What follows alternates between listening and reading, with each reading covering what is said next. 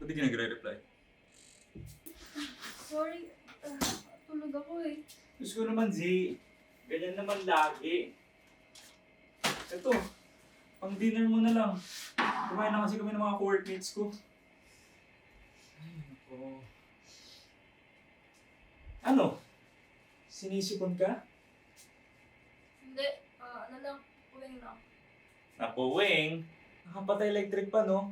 Akala ko bababa na naman ako sa pharmacy para sa sipon mong yan. Yung parcel mo dumating na. 450 yan. Uy, wait lang. Pera mo muna. Sa sweldo ko na yan. Nick, wala akong pera. Ang tagal kong sinasabi sa'yo na magtipid ka. Baka mamaya sa K-pop mo na naman yan, yung collection mo.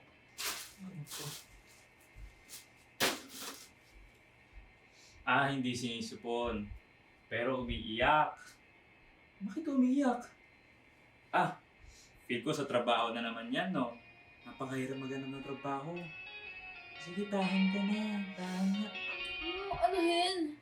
Ikaw naman may asang maghanap ng trabaho dyan eh. Yan lang pala yung pinagkakaya mo eh. At wala akong sinabi. Hoy, tumingin ka dito. Wala akong sinabi na dahil sa trabaho. Tumigil ka na dyan sa kakayak mo. Nick, harapin mo nga ako.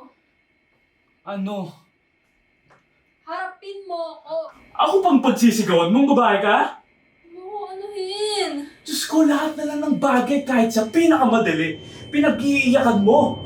Ano? Buhos mo. Di ba naninigaw ka na sa akin? Buhos mo. Sabihin mo nga, Nick. Ano tong nahanap ko? Ha? Ano? Ganun na lang ba lagi? Ha?